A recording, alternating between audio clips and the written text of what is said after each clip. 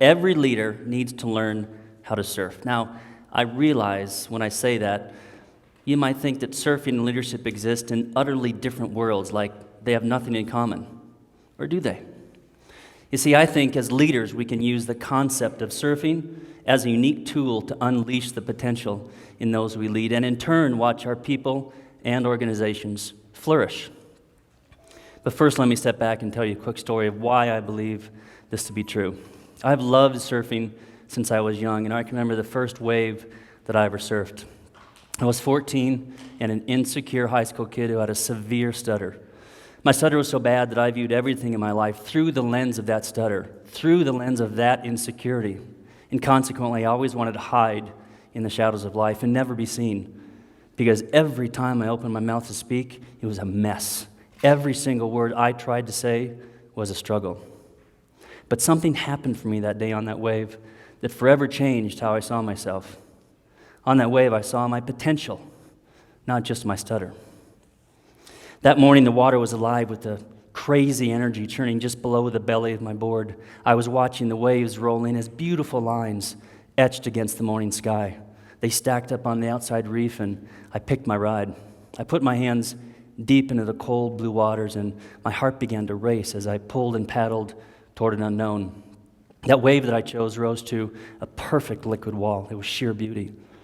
It was in that moment on my surfboard that I realized it was just me and the wave. I didn't have to talk to anyone, didn't have to worry about what others thought of me. Instead, I felt alive and free to be me.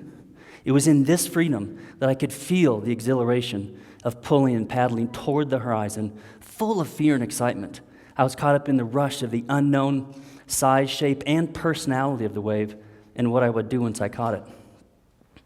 In a split second, I pivoted 180 degrees, perfectly positioned my body on the board, put my hands deep into the rising pitch, pulled in, and snapped up to my stance, all in a single movement. I took the drop straight into the potential of my ride. But oddly, as I took that drop, my doubts, my fears, my insecurities, my very stutter vanished from my mind, like the mist spraying off the curling wave. In an instant, I felt a connection to something beyond me as I found my line and carved up and down the face of the wave like a sculptor with a vision. I was forever hooked, like an artist etching beauty out of a block of stone. It was in that moment that I saw myself in a new and different light of potential. For the first time, I was able to connect to the board, to the moment, to what needed to be done, and I looked for what could be done. You see, surfing creates for me an environment that helps me believe in myself, face my insecurities, and pushes me to lift the ceilings of my preconceptions, the limits that I place on myself that have no place in the water. You might think it's weird, but we surfers have a deep sense of trust in the experience of surfing. We know that the wave draws things out of us that we couldn't see or do on our own, and it inspires us to push our potential until we see and realize our own potential. Over the years, I've developed a similar passion for leadership, and consequently, I use surfing as a metaphor to inform how I lead my teams and the businesses I run. For example, I literally help my teams see and realize their individual potential. And in turn, I've witnessed multiple businesses that I've run exponentially grow and be transformed, not because I'm smart, but because I've learned the importance of helping others see in themselves the potential they couldn't see in themselves alone. Specifically, I've learned as a surfer and leader over the last 25 years and thousands of hours of research for my book and over 30,000 hours in leadership roles, is that our primary job as leaders, our distinguishing responsibility, is to help our people, our teams, see and realize their yet unknown potential, like that wave did for me. Like surfing, we have to create an environment that draws our teams into the challenge of solving complex problems, where intelligent risk is encouraged and where it's safe to fail. I remember one thing my dad taught me that finally set in. He was a teacher. He said, "Rick, I find one thing great in every student, and I celebrate it. I want them to see one thing in them that is great, one thing they can do really well, and from that, I trust they can then go and do more and more and more." Likewise, for the surfer, the reward is the journey of the never-ending search for the next wave. It's not just about one wave, it's not just about one drop, it's about the whole experience of the journey, wave after wave after wave. It's the sensation of the ride, but it's also the work of each and every paddle that gets us there. It's where we find a sense of significance, a sense of something greater. As leaders, it's our similar responsibility to fascinate our teams, our people, with this same type of journey as they pull and paddle into their yet unknown potential. But currently, this inspiration has been lost.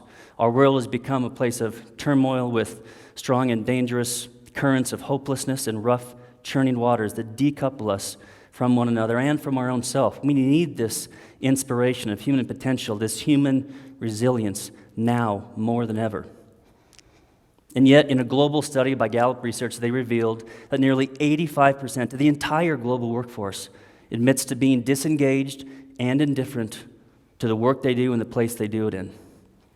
Gallup found that this disengagement, this indifference, was directly related to their immediate leaders, not company incentives, not work-life balance, not some provocative mission and vision statement, not beer in the company fridge, not some ethereal culture. What Gallup discovered was that these individual leaders are the authors of one of the most uninspired, unmotivated workforces in our history. Gallup actually calls it the shot heard around the world. New York Times estimates it's costing each organization nearly 40% of every person's individual salary just to keep them showing up. Gallup's underlying discovery was that leaders don't know how to inspire potential in the teams they lead.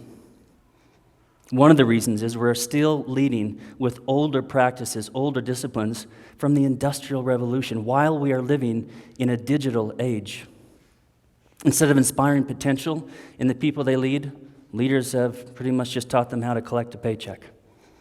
Imagine if we could transform this 85% living a marginalized life. We could have a material difference in the lives of the world's nearly 2.1 billion workers.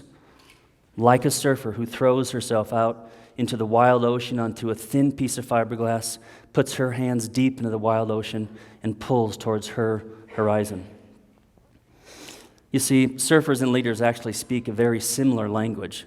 We are all in search of something intangible, something immeasurable. We are moved by mission and a strong sense of purpose.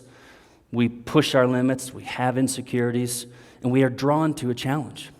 Surfers have a massive appeal across all generations. So do great leaders that have helped inspire the world through the power of hope. And yet this study by Gallup shows that over the last many, many years, leaders and leadership have lost their way. While surfing is about being deeply in tune with nature and the random movements of the water, leadership has become obsessed with precision and returning a positive quarter to stakeholders. Leaders have become like the businesses they run, cold, calculated, measured, and machine-like. In comparison, surfers adjust. We try new things. We learn from our failure. We celebrate the tribe, and we move with the current. We've learned to live in a liquid world and push our limits until we see and realize our own potential. Now more than ever, we need to help our people, our teams, bring that spark, that twinkle back in their eye, like a surfer who paddles out towards the horizon, takes the drop, and finds their line. We have to teach our teams to never give up the search for the immeasurable and fascinate them with this journey, this feeling, as they pull and paddle into their yet unknown potential. Maya Angelou said, "People will forget what you said, they will forget what you did, but they will never forget how you made them feel." So, what has surfing taught me about leadership? It's simple. Our job, our primary responsibility is to help our people, our teams, see and realize the potential in them that they couldn't see in themselves alone. That's why I believe every leader needs to learn how to surf. Thanks.